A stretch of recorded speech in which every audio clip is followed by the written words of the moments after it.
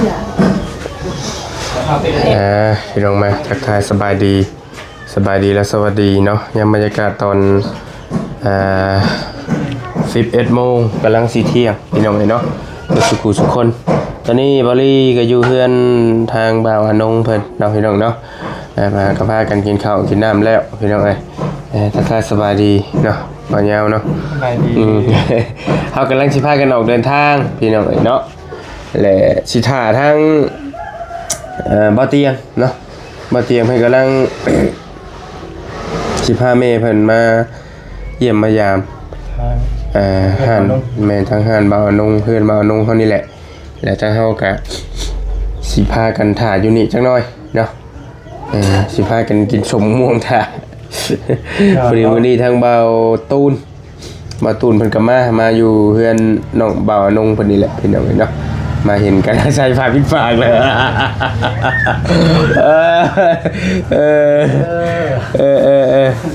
สวัสดีเด้อโดยมาตูนเด้อพอดีเพิ่งตอดชบเพิ่นพี่น้องเลยแล้วก็เลยปิดหน้าแล้วนึงอยากอายจะชบโปเพิ่นเลยว้าวไปเด้ตลกยุ่งเจ้าเราแล้วบ่ตลกกินข้าวร่วมกันแล้วครั้งแรกนี่กินพี่น้องให้ก็มาเห็นกันใช่ป่ะเจ็บได้จ้ะเจ็บดิมันจะเป็นอาหารอย่าเราเด้อเป็นใช่เราว้าวเนาะธุระเราบ่จ๊ะหาผู้ชายบ่จ๊ะว้าวยาเพิ่นเนาะอันน่ะแม่นี่ลิเอาแล้วไว้กันเนาะไว้ดิโอ้ว่าเจ็บนี่ว้าวพี่แล้วเหรอว้าวสิเหรอเจ็บเรากำลังลมสาวอยู่พี่ย่า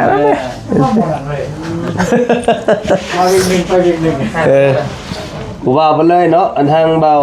นี่เขากับผู้บ่าวเนาะแบ่งขออนุญาตนะมาพี่ดูแล้วเจ้าก็เห็นหน้ากับผมเป็นยังได้ยีแล้วเอาได้บ่นี่เอาเลยแล้วเดียวเบากล้องมันสิบ่เห็นนะตอนนี้ไปใกล้ๆเบานุ่งกันแหละขอชิจังกล้องไว้โอเคโอ้ยผมเป็นยังเดี๋ยวมันก็เศร้าอันมันไปตอดอยู่แบบใดเนี่ยไปตอดอยู่หม่องไหนเนี่ยตอดได้เลยก็ตอดได้มันบินชวนมาใช่ป่ะโอ้ยเนาะเนาะพุ่นบ่เจ็บแต่บ่เจ็บได้แล้วนั่นคุณที่เจ็บเป็นเจ้าเนาะคนเจ็บนี่บ่ค่อยเจ็บดอกบ่เจ็บบ่ปวดแล้วนั่นที่ใดอยู่เกิดเหตุบ่คาดคิดไปได้นี่เนาะมาเห็นกันครั้งแรกว่าชอบโปชอบมันไข้แหละขึ้นเลยให้มันขึ้นเลยบริท่ายาท่ายังบ่ท่านน่ะทาแล้วยาหมองที่แต่ยานั่นยาอีหยังมายายังเพิ่นว่ามันแรงสวัสดีไปหาผู้สาวบ่บ่ข่อยก็เซลดิสิเด้อว่าน้องยังมาพี่แค่ได้แล้วโอเคนี่เป็นมุมนั่นนึงโอเคมาพี่น้องมานั่งคุยกันก่อนสิออกไปข้างนอกเนาะทางบอลี่กันยังบ่ได้เปิดคลิปคุยกันจ้าคือนะก็บ่เจ็บก็ได้เพราะว่ามื้อใดก็มีแต่เวียกไปก็ยังบ่ได้คุยกันแบบจริงๆจังๆจักเทื่อเห็นมั้ยโอ้ยนี่ก็ได้เนาะทางนี้ออกมาอันบ่ถึงนี่ได้ทางนี้เอาเดชกล้องคักดูมันเพื่อนนะเฮ้ยกว่าน้ำลายแตกแล้วเนาะยาวเนาะเอาจับดีเฮียบ่ได้หั่นน่ะเฮ็ดให้มันเฮียเพื่อพี่เพื่อนน้องโอ้ยปากในท้องเนาะ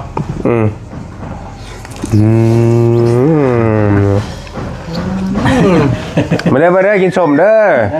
มาสุคนเด้อลองนะกินสมมันว่าได้อยู่พี่กินสมกันมองบ้านนุ่มก็อร่อยเหมือนกันนั่นนี่สาวงามไปหรือวะอ่านบอกว่าบ่ได้ไปหาผู้ชาว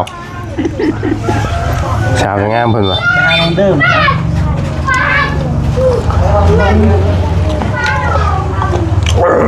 ขักบ่อายุเราห่างกันหลายบ่กันเจ้ากันน้องเดิมเท่าไหร่ก่อนฮะสาวเท่าไหร่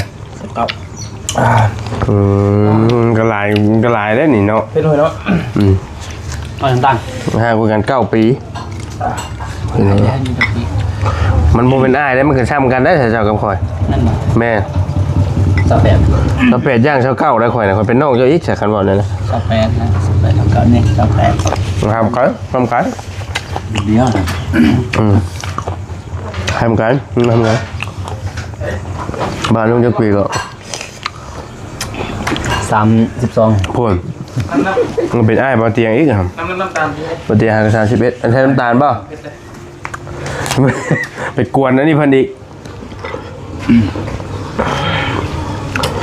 มาเด้อพี่น้องเด้อก็ได้จบม่วง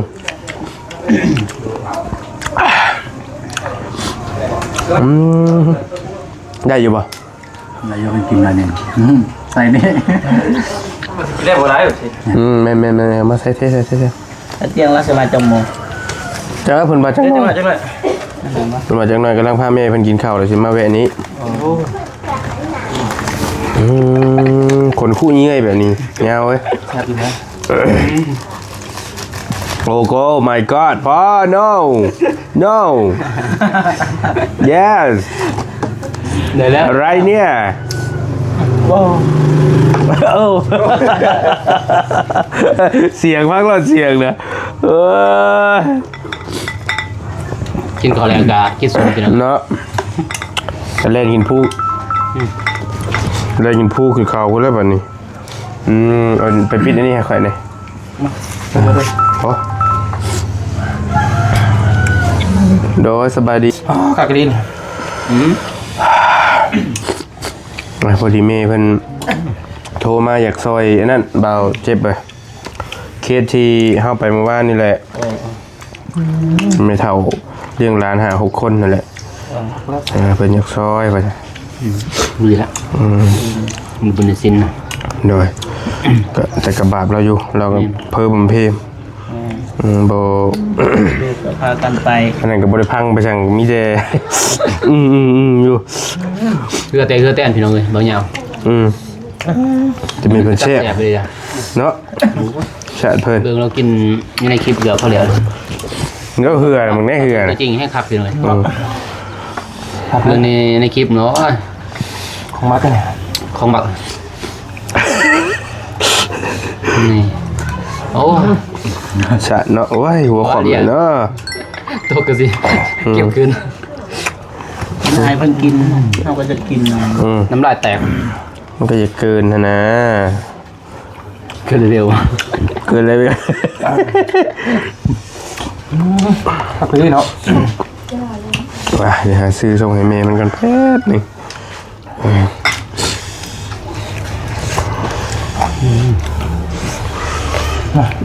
ม่วงกระซอไปลองกันแล้ว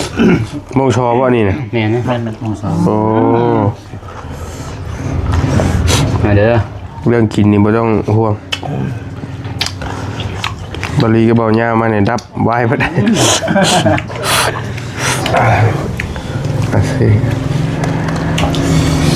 ความสมจะรับตา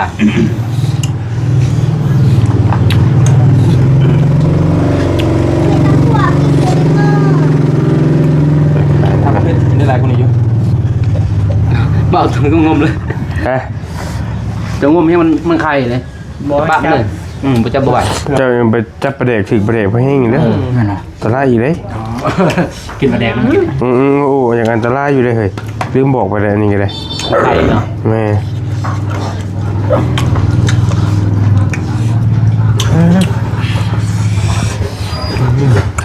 ว่านนี่ไปกินเนาะ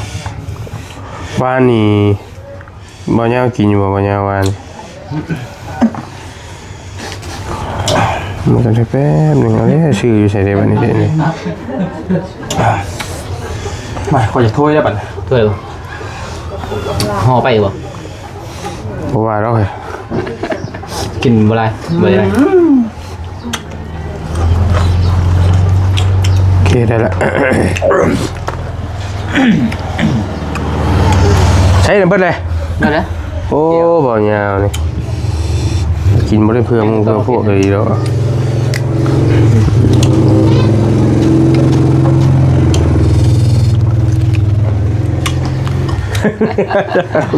ทางไหนก็เบิ่ง เกินไป เราบ่ เจ้าแล้ว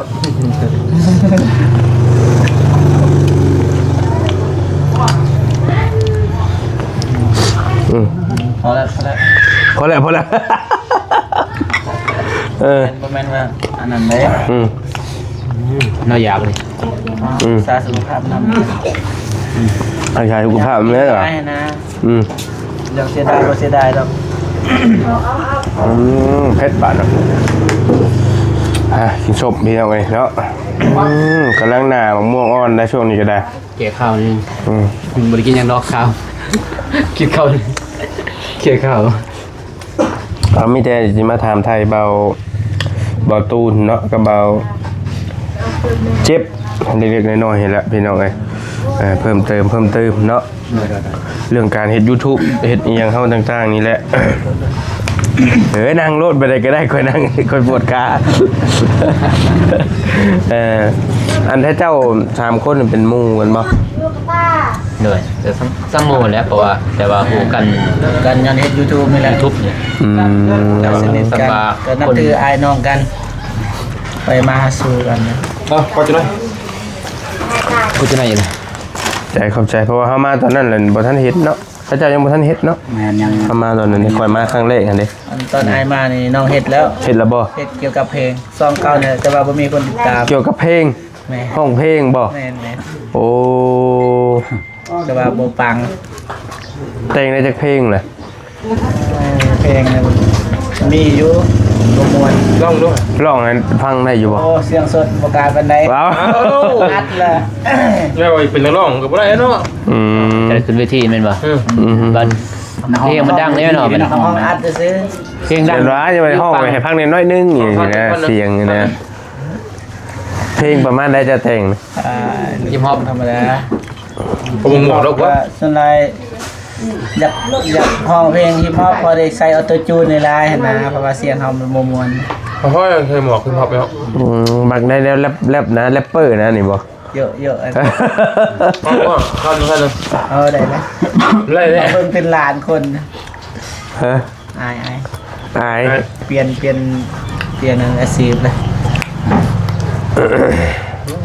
มาเต็มไป บอกก็เข้าใจอยู่เฮาอยากเป็นนักร้องแต่ว่าควบอายมันต้องบ่มีนะคันว่าอยากเป็นนักร้องนี่ต้องได้ทุกสถานการณ์เวลาวิวปังได้ไหมเนาะ ต้องขึ้นเวทีแบบนี้อยู่ถึงลานห้อยขึ้นเวที ข่อยก็ว่าข่อยผู้หนึงและเสียงดีข่อยก็ยังอายคือกัน บ่ได้นะเสียงบ่ได้นะ ต้องรู้จัก เอากันนั้นได้ยังไงวะคือการบริต่างกับเราดอก กับอยู่เพื่อให้ได้ดิ ได้อยู่ เรียกห้องน้ำนี่ได้ เสียงของน้ำมีกล้องเลยมองน้ำกล้องวะ ของอัดเลยเนาะ เป็นของอัดเลยยังเป็นไม่รุ่นบัญชงเจ้าเนาะ โสด ยังโสดมาเลยชายโสดมาเลย บ่เคยมีเมียบ่ ยังผู้สาวสิลมก็บ่มียังมาทันลมครับ เปิดใจบ่นี่เปิดใจวะ อ้าวเคยเห็นแต่ก็เจ้าเปิดใจผู้ชายเป็นบ่หรือว่าเปิดใจผู้เบาได้ไปยังกันเชื่อ บุกนี่เนาะ บริมีได้ประวัติศาสตร์เลยได้นี่ เบาเจ็บมา7 ปี 28ถ้าเก่าแล้ว ทำครั้งข่อยนะ ไล่เรียกกัน คือว่าสำคัญนั่นแหละ สำคัญมุงคูกันนี่แหล้วเป็นยังไงอัน YouTube เจ้าเป็นได้ไดมันผ่านมันอย่างเบิดระบา บ่หรอกมันผิดพลาดแต่ว่า เดี๋ยวจะเสียงจะอย่างเบาหน่อยนึง มันเป็นได้ไดมันค่าอย่าง เอกเซนถึกปิดนะน้องถึกปิดนะก็เลยบ่ได้จำเป็นได้ซื้อเอกเซนใหม่ ว่ายังไง YouTube มีปัญหา แม่ ตอนนี้เฮ็ดได้มันจังสีได้เงินได้พอได้อันนี้น้ำมู ซื้อเอา เท่าใดคันว่าซื้อเอาเจ้าถาม 4 ล้าน เอาไหมเบา 4 ล้านกีบ แม่น เพชรอ่ะ มีเขาเจ้าสิขายให้ แม่น แล้วก็สามารถเปิด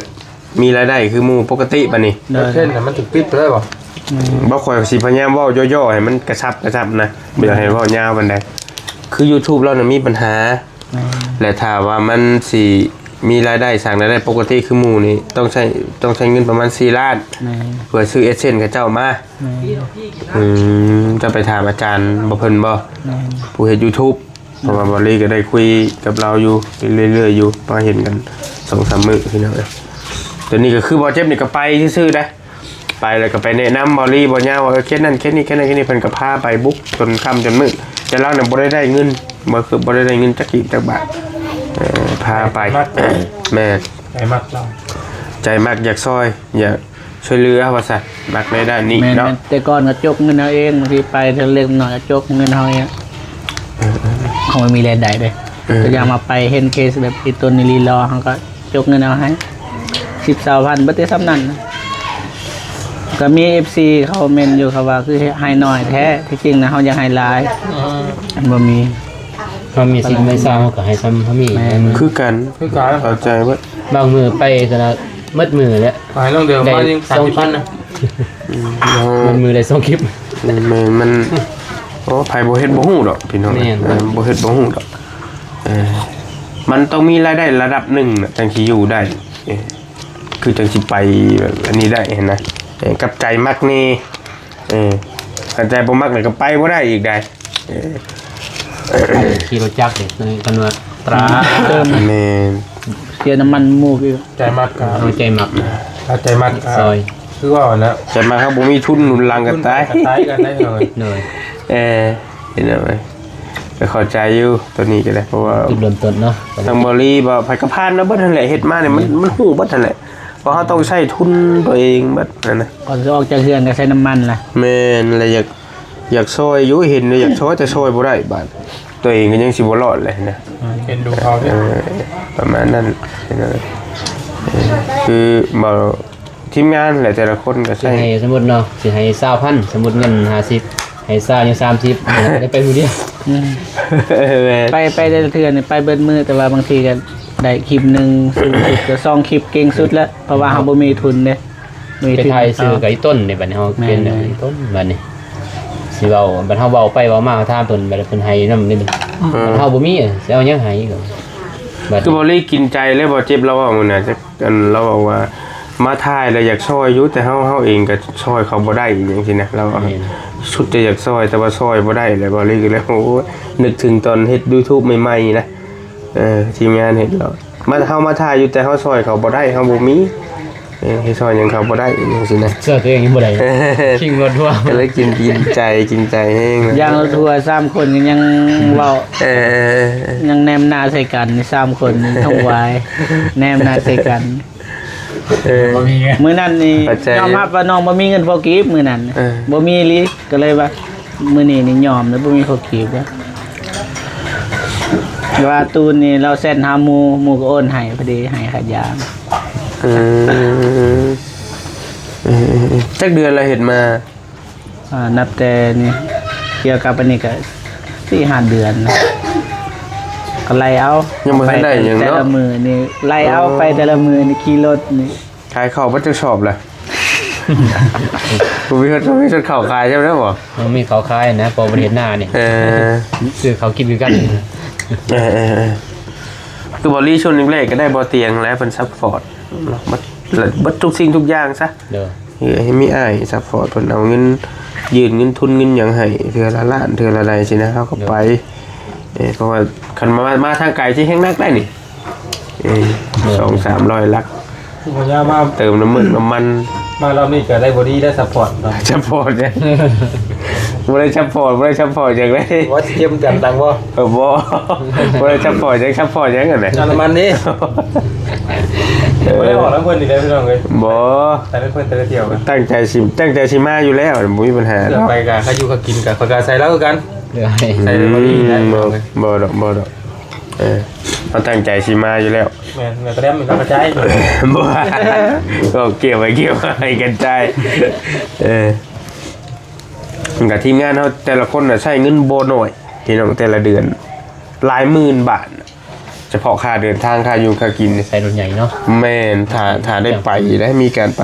ถ้ามีผู้ใหญ่เพิ่นช่วยก็มาเท่ากับเบาไปอีกก็สาธุนำ เด้อ ถ้าเพิ่นช่วยผู้เทื่อละล้านเทื่อละใดเพิ่นก็ให้อยู่บ่ได้ประมาทเพิ่นก็ช่วยมาตลอด แต่ว่าเพิ่นบ่ซอยเฮาก็ต้องพึ่งตนเองนะตอนนั้น นี่ตัวอย่าง แม่แต่ว่าเพิ่นก็ซอยเรื่อยๆอยู่บ่ได้ประมาทญาติคุณเพิ่นผู้ใหญ่ใจะดีก็ได้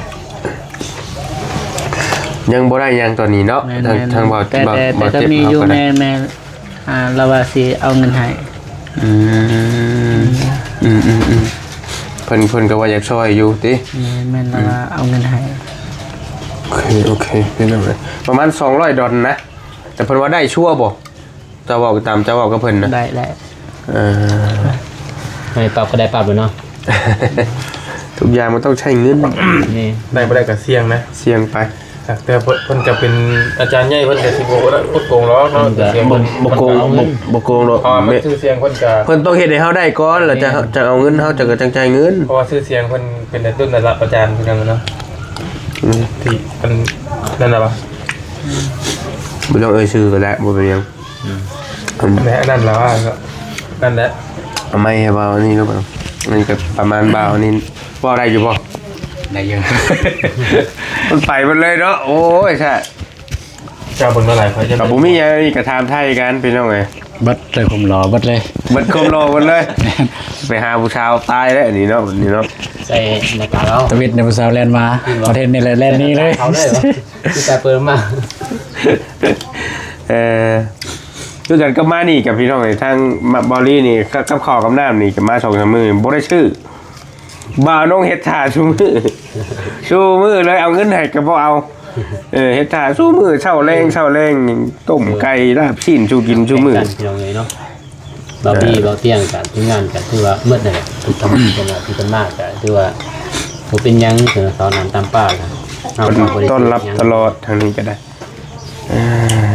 เห็นอันนี้กันบ่ได้ยอมแล้วมัน เมื่อดีเลย คอนเพชรคือ ปักพรเพชร เจ้าแม่เพชร ปักพรมันเพชรได้มันเพชรแต่คนปักพรอยู่นี่ ถึงไม่ แล้วนี่ถามประตูนหน่อยนึงอันตอนนี้ได้แต่ช่องเจ้าเป็นได้บ่เรื่อง YouTube แล้วแหละง่ายๆ โอ้ยก็เรียนหมดกะตะไคร้สบายดี เจ้า สบายดี FC ของเบาลีเด้อ เจ้า แล้วก็สบายดีครับเพื่อทักทายเป็นทางการ เจ้า เบาตูนแล้วก็เบาลีแล้วก็ โดย เบายาว โดย สบายดีเด้อ โดย โดยสำหรับ ถ้าก็เห็นกันมื้อนี้ ถ้าก็เห็น เห็นเลย มื้ บ่ อนี้ นี้ได้ยังว่าชบปูชบไข่ใช่กัน เราซำนี่เนาะคอยเขียนภาพเจ้าสิเป็นได้เนาะ ฮะตอนคอยชบปูนี่บ่ตาบ่เห็นเลยคอยเบิ่งชงแล้วบ่ย่านอยู่ขี้ง้ออยู่กลับมาที่ เอา ถามเมื่อกี้เนาะ ประตูนว้า สำหรับเบาตูนเองก็เริ่มเห็น YouTube กับแต่เดือนนึงเนาะเดือนนึงมันวะเดือนนึงที่เมืองมันก็ลืมบานไฟใหม่อันแหละ โอ้ มันก็ลืมแม่น วันนี้ขอคาดหน่อยนึงนะพี่น้องมื้อเฮาสิเดินทางไปพุ่นได้เดินทางไกลไปกับบ่อเตียงกับทีมเจ้าก็ไปแล้วอะไปบ่มื้อ แมนไป ไปน้ำการเบาน้องเบาเจ็บขี่เดินทางไปเมืองกระลึมเดินทางไกลขึ้นภูขึ้นเขาพี่น้องจักชีฮอดจักโมงแหละก็จังว่ากันติดตามมืดเนาะแต่ว่ามื้อนี้เฮาสิพากันเก็บงานอยู่แถวนี้ก่อนสิไปซอยบ้านไผใหม่นั่นแหละจักลัก ประมาณดักหลักได้บ่200 ประมาณ200 ประมาณ200กว่าหลัก ที่จริงอะมันบริไกลกับลอยปลายลากแต่ว่าพวมัน มันโค้ง มันขึ้นลงเที่ยว คืองู มันเป็นคือไส้เลย มันเลยเป็นอันไกลบัดนี้เนาะ แมน มันคดงอก รถกระบือ เกี่ยวมา เป็น เนาะ ตัวอย่างว่าระยะทางนี่5 กิโลเมตร แต่เขาเดินทางประมาณอยู่20 กิโลเมตรสำนัก ยกตัวอย่างนี่คิดว่า มันบ่เป็นทางเรียบเด้ทุกอยู่ ทำไปซื่อๆนี่คิดประมาณจักโลตรงเลยนี่ ร้อย ข่อยเสิร์ชเบิ่งในไอ้นี่นั่น150ปลายลักนี่แหละ ประมาณนั้นเพิ่นมันวัดคันวัดตามทางนะประมาณมันไกลคันวัดแบบระยะห่าง มันชื่อเลย คันชื่อเนี่ย บอกไกลในทันแบบ มันไปจริง เลย คือทางตรงอะนะคือทางตรงเลยคือสิฮอดไว้ เบิ่งชงนี่แต่ว่านี่คือเข้าไปน้องซารี่ต้องเดินกับเอาเรื่องอยู่ไหนพี่น้องแต่มันบ่ไกลอันนี้มันขึ้นลงคือกันมันก็เลยเป็นอันช้า ทำขึ้นตรงไปเลยให้บอกไกล เราเคยทำบอตูนพอดีก็แนมเห็นบ้านเขามันสิฮอดบ้านเลยแบบแนมเห็นใกล้ๆน้องก็ทำบอตูนนี่เขาเดินทางไปประมาณจักนาทีทำบอตูนก็ว่า บ่โดนดอก10นาทีก็ฮอดคันสำนั้นบัดเดินทางไปก็ชั่วโมงปลาย ประมาณนั้น มันยังไปยากเนาะอ่ะอันนี้ประมาณนี้พี่น้องอาหารเบาตูนเบาต่อสักหน่อย โดยการว่าเรื่อง YouTube เหมือนกันเนาะ เจ้า จุดเริ่มต้นก็แม่นเริ่มต้นแท้ๆก็ไอ้เบาติงทองเพิ่นมาพักอยู่หนองเฮ็ดเวียกครับอยู่เบาตูนเฮ็ดเวียกแม่นอยู่หนองเป็ดครับเพิ่นมาพัก โอ้ เราเป็นพนักงานบริการก็เลยเห็นโดยที่เราแบบเห็นแต่โดนอะไรเบาติงทองอ่ะนะใน YouTube ยังเห็นแต่โดนแล้วแล้วก็ชื่อโอ้ยเบาติงทองเพิ่นมา โอ้เป็น MC แล้วแต่ในที่แล้ว แม่นเขาก็เห็นแล้วก็ครับเป็นยังเพิ่นไปส่งเข้าห้องอะไรยังเพิ่นก็ถามเงินดอกเงินเดือนเฮาอ่ะนะดูเพิ่นมาเพิ่นเป็นคนจิตใจแนวนั้นอ่ะนะเพิ่นถามเงินเดือนเฮาคือสำนั้นน้อยเดียวอะนะเพิ่นก็เห็นตอนก่อนตอนเพิ่นสิกลับเพิ่นก็คือบ่ลองเห็น YouTube เอานะเพิ่นลองก็มันบ่ได้หลายดอกก็ลองเฮ็ดไปเบิ่งเฮาก็เลยมีแนวคิดว่าอยากเฮ็ดก็เลยประสานหาบ่เจ็บนี้โดยที่การเฮาแบบอยู่นำกันแน่แล้วก็บ้านเดียวกันแน่ตัดสินใจเมื่อมันก็เริ่มเลยลงเทินแล้วตอนนั้นก็สำหรับเฮาเนี่ยหลายเติบคนละล้านปลายหลายเติบเนาะเฮาบ่เคยเด้เฮาบ่เคยหลายเติบมือมันก็เริ่มบานไฟไหม้อันแหละก็เอาเครื่องเอาของเอาเป็นนัวไปให้เพิ่นอยู่หั่นก็นับแต่มันมาก็เฮ็ดเลยจนถึงปัจจุบันนี้แต่ว่า2เบาตูนเนี่ยก็คือ2ของเบาตูนนั่นวันนี้ปัญหาบ่ฮู้ว่าเป็นย้อนหยังคนหาบ่ออกคนหา2บ่เห็นนะ คนหาบ่ได้ แม่นถ้าเขาเป็นแม่นถ้าเป็นเพื่อนกันแหละเห็น แต่ว่าถ้าแบบว่าถ้าสมมุติบ่เจ็บบ่ได้ติดตามเนาะแล้วก็บ่เจ็บสิเข้าไปเบิ่งเสิร์ชหาบ่เห็น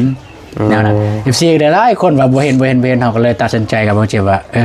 ลองสมัครซองใหม่เบิ่งเฮาก็ได้สมัครซองใหม่ของบ่ตูนก็คืออาตูนแซแนลเป็นภาษาไทย อันนี้บ่ได้บ่นี่ตัวนี้ แม่นเท่านั้นแหละ ยาก มันยาก คือว่าไผติดตามเบาตูนเขาหักอีหลีจึงติดตามได้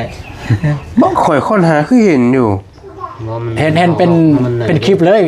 เราได้เบิ่งกันเลย แม่น เฮาได้เบิ่งกันแล้วมันจะเห็นสิบ่ แม่น มันสิออกเลยบัดนี้ ตัวใดบ่นี่ช่องเจ้านี่ อาตูนแซแนล อาตูนบ่เบิ่งอาตูน อาตูนแซแนลแบบ เห็นบ่ตัวนี้บ่นี่ แต่ดันเห็น อย่าวาง เป็นภาษาไทย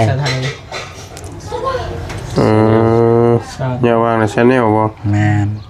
นอนแนว ว่าที่ ก็ถูก นี่ 400ปลายนี่บ่ เด้อ แมน ตัวนี้เนาะมีแต่สิปักหลักปักฐานอยู่ตัวนี้บัดนี้เนาะ แมน อาตูน channel พี่น้องไอ้คนติดตาม หาง่าย บ่ต้นยังขึ้นนะ หาก็ได้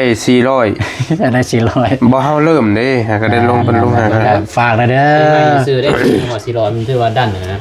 ก็ถือว่าโอเคแล้วนี่ตูน channel ฝากนะเด้อ โดยถือมันไวอยู่เนาะ แมน แต่คือของลุงเฮิมเนาะช่องสำรองเนาะตัวหนึงกันเนาะ บ่ทัน บ่ไปคือกันตัวหนึงก็ได้ดันอะไรก็บ่ไปมันเป็นน้ำ YouTube น้ำนี่ได้บางทีก็ดีแล้วเอาตัวใหม่นี่ก็ได้แล้วเห็นเนาะ จะลงมันลง2ใบนี้ เอาบริ แต่สิลงซองนั้นเลย เป็น469เอาปึ๊บ470 เมื่อวานนี่200เมื่อวานเนี่ย หรือว่าง่ายๆก็หากันเริ่มนะอันนี้พี่น้องหากันเริ่มเฮ็ดแล้วก็ได้ เริ่มเฮ็ด ก็เริ่มเฮ็ดแล้วก็ยังบ่ทันมีได้อีหยังดอกเนาะ แม่นบ่มี ประมาณปัจจุบันนี้เจ้าเฮ็ดหยัง ปัจจุบันเนี่ยก็อยู่เป็นพนักงานตอนหับอยู่หนองเป็ด น้องเป็ดนี่คือหยัง รีสอร์ทบ่ โรงแรมบ่อนไอเตียงกับไฟฟ้ากันละ ห้องแฮมเนาะเดี๋ยวแล้วนะ แม่นแต่เขาอยู่โรงแรม คำว่ารีสอร์ทนี่แม่น รีสอร์ทกับแม่นรีสอร์ท ตัวเพิ่นรีวิว แม่น โดนนำบ่ แม่น อ๋อ เฮ็ดอยู่หั่นก็รู้สึกเกรงใจแบบเฮาก็รู้สึกบ่ได้เต็มที่อะนะเพราะว่าทางนี้เฮาก็อยากเฮาก็มักทางนั้นเฮาก็ยังเฮ็ดรู้สึกว่าบ่เต็มที่ ยังอยู่หั่นอยู่บ่ของมื้อนี้ก็ยังอยู่ ยัง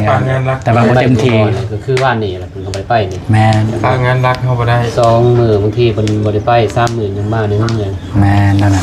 ก็คือฮู้แหละพี่น้องเงินเดือนบ้านเฮามันก็มันบ่หลายนะว่าง่ายๆซะซ้ำเพิ่นจ้างได้หั่นแหละอยู่ไสกันมันบ่ค่อยหลายดอกมันบ่พอสิคุ้มกินเนาะ แต่ก็ยังเฮ็ดอยู่หั่นอยู่ โดยแม่นล่ะ บ้านเจ้าอีหลีอยู่ไส บ้านห้วยดำในบ้านเดียวกัน บ้านเดียวกับเจ้าผมบ่ แม่น เออ เพื่อนอยู่คนละแจ เลยโอเคพี่น้องก็ประมาณนี้แหละเนาะก็เป็นไม่ได้ละว่าแนวเฮ็ด YouTube วิธีการนั่นตรงนี้ก็ได้พอได้อยู่เนาะ ก็ได้อยู่ เออ นี่จะคอยผ่านไม่ไหว ตัวของบาเจ็บนี่บางสองมาลืมบอกสองพี่น้องนะกินพี่น้องน่าจะพ่อหูอยู่ดอกหูอยู่ บ่ธรรมดา สีร้าย FC ไลน์บ่ช่องเจ้าบ่โอเค FC ไอเตียงเบิดเมนมาในคือบ่คือบ่เตียงเด้อ แม่นนี่บ่เจ็บพี่น้องเอ้ยพี่น้องน่าจะพ่อคุ้นๆหูคุ้นตาแน่แล้วแหละเพราะว่าช่องบ่เจ็บเพิ่นก็พี่น้องเข้าไปเบิ่งหลายอยู่ช่องกำลังดันให้ YouTube กำลังดันให้ แต่บ่ได้เงิน 10,000ปลายคิดยังน่ะ ค่อยได้ ฮะ โอ้บ่เว้าหรอกเจ้าน่ะ 200,000บ่ กูทองเชนชับเลยนี่สิฝากให้อยู่ ฝากกันนี้ มาแต่ของเฮานี่แหละ แล้วก็ฝากบัดจุกูทุกคนแหละนี่บ่ยาว Channel ได้พี่น้องเด้อ ฝากกันได้พี่น้องเด้อ กับบ่าน้องเนาะบ่าน้องกับพี่น้องน่าสิพอก็คุ้นๆกันแน่พี่น้องเอ้ยคุ้นหูคุ้นตากันนี่แล้วแหละ บ่นุ่งให้สิคุณแห้งแล้วเพราะว่า ก็เห็นกันเรื่อยลงคลิปน้องซาลีเด้นี่ก็ล่าสุดนี่ก็ได้ เพราะเราเราก่อนหมู่ว่าซั่นซะ บ่าน้อง เฮ็ดโดน บ่าวน้องชนบทลาวเนาะคนติดตาม 21,000 20,000 แล้วพี่น้องเอ้ยเนาะก็ประมาณนี้พี่น้องไอ้สั้นๆก็สิไทม์ไลน์ก็เฮ็ดยาวเนาะพี่น้องก็มีแต่ท่าบ่เตียงแหละมื้ออื่นเฮาสิเดินทางไปเมืองกะลืมไปนอนพุ่นเลยเนาะ แม่นต้องได้ บางทีถือเต็นเลย ชื่อเต้นไปนำกาเกียม ยันว่าไปบ่ฮอด ไปนะไปฮอดเรือฮอด หอดบริการ ฮอดฮอด บ่แม่นอื่นเส้นทางมันยากบ่มีไผกล้าขี่ไวคันสิเทียบนี่รถจักรกับรถใหญ่นี่ รถจักรไวกว่า ไว้กลัวเลย บ่คิดว่ารถใหญ่ไปกว่า เอาเลยเรื่องกัน เอาเราคุยกันมันก่อน ตามที่เหตุการณ์ตัวจริงที่เฮาไปมื้อนั้นนะ เจ้า เฮาคิดรถจักรเนาะรถใหญ่ยังกายเฮา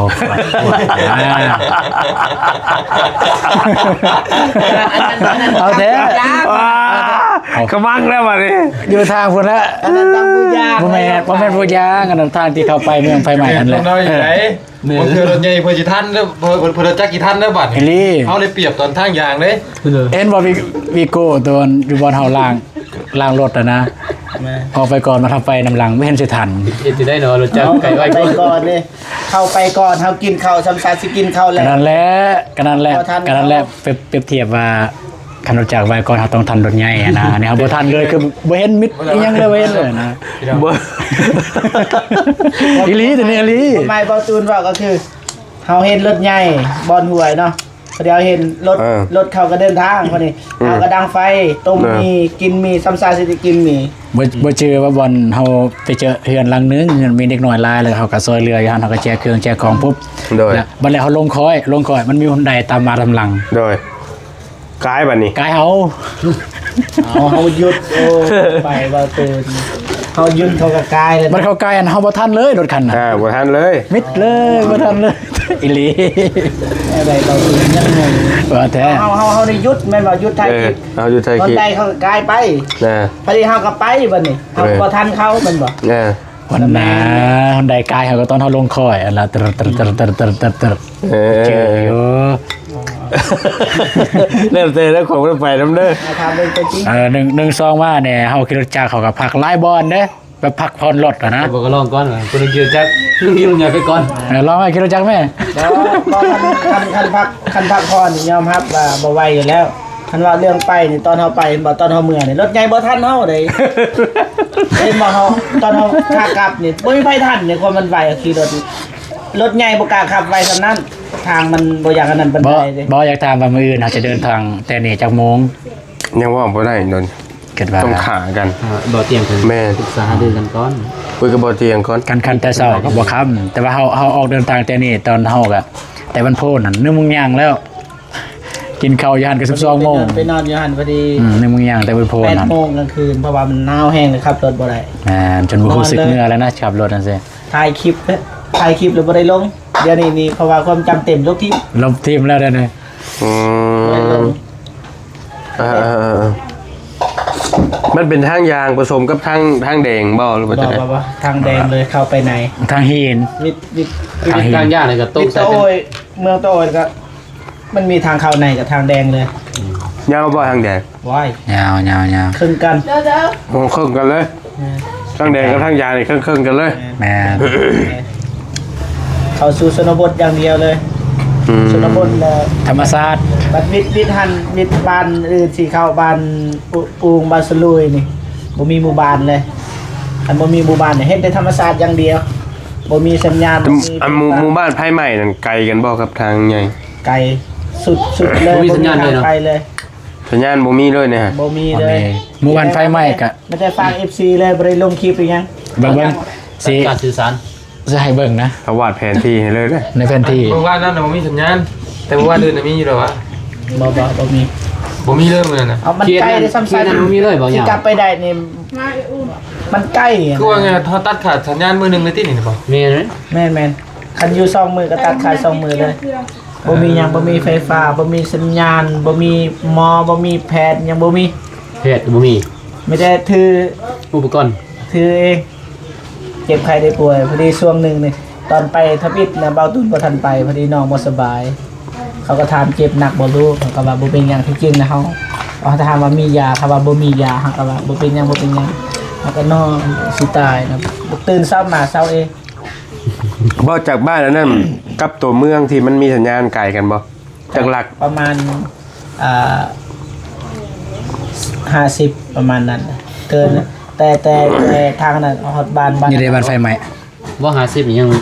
มาได้เนาะ มาได้ แต่บ่ได้เด้แต่บ้าน มีแต่บ่ได้ แต่ทางย่างนี่เข้าหาบ้านอุ้งนี่ก็30หลัก แต่หันอีกไปต่ออีกบ้านสลุยนี่30หลักพอดี60 ได้อยู่เนาะ 60กลับได้บ่ ได้กระดึกก็ยังไปแล้ว ลงคลิปเนาะ มันยากเลยก็ไปก่อน บอกมันจะย่านก็เด้อเบา ด้วย อ๋อ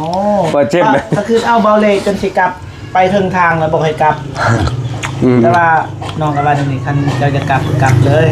แต่ว่ากระเป๋าตูนเนี่ยเขาสิไปต่อกระเทิดเลย จะไป3คนตะกี้เนาะ แม่น3คน คือเครื่องคนละซอง ชื่อบ้านยังที่บ้านไผ่ใหม่นะ บ้านลุย สลุย บ้านสรุยด้วย อันนั้น ตาลุย อันนั้นภาษาเฮาซาลุย ตะลุยสิ บ้านข้าว แต่ว่า ตะลุยปะ ซับภาษาลาวเนี่ยตะลุย บ้านตะลุย แม่นซับภาษาลาวตะลุย อืม เมืองตะลุยเจียง คัน สิ คั ข น อง ความจำโทรศัพท์ ID นี่บันทึกการเดินทางนี่มันไกลสำใด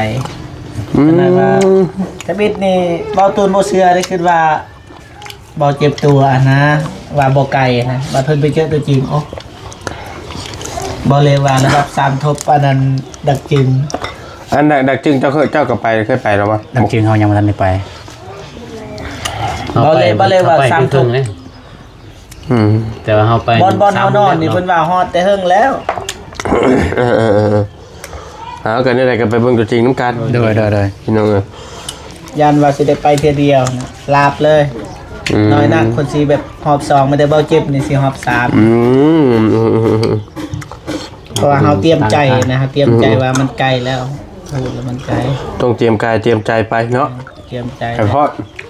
แพทย์หมอบ่มีเลยสัญญาณก็บ่มีติดต่อหาไผบ่ได้เลย กลางเต้นนอนอยู่หันเลยเจ้าครับ แม่บ่ได้กินข้าวเลยมียืมบอกเขาบอกเอื้อยคนอันนั้น อยู่บ้านโบง บ้านโบง อยู่เมืองตะโอยอัน ยืมหมอกเขาแล้วก็มีแต่ต้มมีซื่อ กิน แล้วกินจักหอครับหนึง 6ห่อ 6หอ มีลายอยู่ สดแต่เขาบ่มีแจวยังก็บ่มีกินแต่มีสดอย่างเดียวก็ถ่ายคลิปอีกบัดถ่ายคลิปแล้วสิลงแบบรู้สึกว่าบ่น่าเชื่อนะเขาจะว่าเฮาสร้างภาพ โอ้ย ก็เลยบ่ได้ลง ชื่อมหนึ่งไปชื่อข้าวสารไปข้าวสารน้ำหลังรถก็มีทั้งที่แต่มหนึ่งก็ปวดนะ อ๋อคันน้องลงอ้ายสิบ่เชื่อเด้ช่วงนั้นนี่ กระปากระป๋องบัดไข่ก็ คิ มี ดว่า บ้าง เฮาเฮ็ดคอนเทนต์เขาคิดว่าบางทีให้ไปเบิ่ง ไข่ โดย ต้มเบาเหมาะบ่ยากนะพอจุฬาอย่าจู้แล้วเห็นนะ อืม มีนั่นก็มีกล่องอะเนาะสะดวกก็ตอกใส่ตัว สมไปพี่น้องไอ้ประมาณนี้เนี่ยใดก็จังว่ากันบื้อ เอาแล้ว ใช่นะแม่ ครับ เดี๋ยว เอาเลย ยังจะไม่พาปิดนะกับลืมเบิ่งโทรศัพท์เจ้าใช้รุ่นหยังพากันถ่ายคลิปมันนะคือได้เห็นว่าจมๆอยู่เจ้านี่กะใช่มาเบิ่งเนาะฮะ เดี๋ยวนี้แกะเสื้อออกแล้วเดี๋ยวนี้ แค่เชื่อออกเลย เอาเสือได้ป่ะ รุ่นหยังอันนี้ ไอเทลมือหนึ่งแต่ก่อนกับล้านป้ายแต่ว่าน้องซื้อมือสอง400,000 อันนี้ชีแชนบ่นี่ แม่น ชื่อได้บ่ ต้ ชี น แชน งานนี่ล้านป้ายคนใดแพงด้วยกันนะ ตะกี้บ่ แม่น ไปเบิ่งมันนั่น2ล้าน อันนี้บ่ ประมาณ2ล้าน มันขึ้นแล้วนี่ แต่ก่อนแพงครับซื้อมือสองมาแพง ชื่อน้ำไม่รุ่น ชื่อน้ำไผก็ ไม่รุ่น มือ ชื่อน้ำไม่รุ่นเนาะ แต่ว่า ชื่อไซรอนป่ะ ใส่ไม้บ่ได้นะ อืม ใส่ไม้ซากเด้อ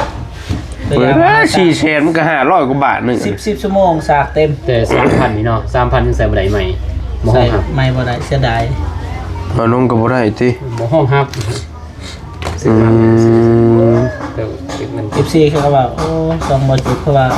บ่ดังครับ มันสั่นเลย ขนาดยืมไม้นี่ไม้เบาตูนมาไอ้นงไม้ไอ้เตียงทองยังบ่ได้ยอมเพิ่นกัน มีเครื่องเดียวนี่บ่ แม่ อืม อยาก ถึ ให้ งงาน ถู เฮาก เลขนี่ ถึงงานเฮาไม่ถึงเครื่องเดียวเนี่ย แม่นคืนเดียวบ่ได้ บ่น้องก็เครื่องนึงเนาะ เงินเลยก็มีแต่เมื่อ Samsung ตัวนี้เห็นบ่เพราะว่าเนี่ยเลยบ่าวมาตูนได้ ก็แบบมีซองคือกัน ซากแต่เช้า iPhone ตัวนี้เนาะ แม่น 17 มันบ่ถือกับสายสาว มือหนึ่งบ่ได้ฮอตคลิป ไอโฟนเนี่ยเบิดไว้ แบตเพิ่นมันไว้ iPhone นี่เออโอเค อายุ3คลิปเลย ซากแล้วนะ บ่ฉากได้ ยังแบตเบิดบ่ อันนี้เบิดจะน้อยไปฮอตฝุ่นเบิดแล้วเนี่ย แล้วมันมีเงินมีทองก็จังซื้อเอาไหม ได้ เนาะคือกันเบิดเท่าไหร่ไผก็ได้ของมอลลี่ก็มีแต่ตัวถ่ายคลิปอยู่นี่แหละที่ถ่ายนะช่วงนี้ก็ถ่ายได้อยู่แต่ว่ามันกล้องมันจะสั้น ก็เลยซื้อมือทองเบิดอะไรของข่อยก็มีแต่ซื้อมือทองเบิดเลยได้บ่ได้มีมือหนึงเห็นจังไปออนไลน์เลยให้ยาวเป็นชั่วโมงแล้วบ่จักครับ ด้วย เด้อไปพี่น้องอยู่ดีมีเฮงเด้อฝากติดตามแน่บ่าวตูนบ่าวเจ็บ ขอบใจเด้อ บ่าวอนงเฮาพี่น้องเนาะเดี๋ยวสิได้ไปลุยงานนํกันแหละมื้อนี้ก็บ่อื่นอีกเดี๋ยวจังว่ากันเนาะอยู่ดีมีเฮงพี่น้องบ๊ายบายเด้อ เออ